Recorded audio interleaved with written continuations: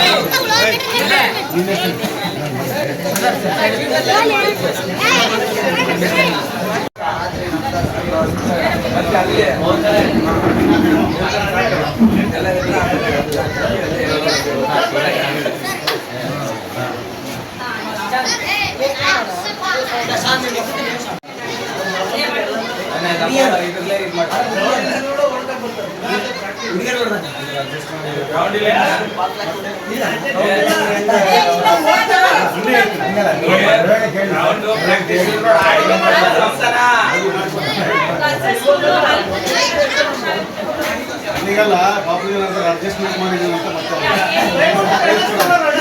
ಅದೇ ಮತ್ತೆ ಅದಕ್ಕೆ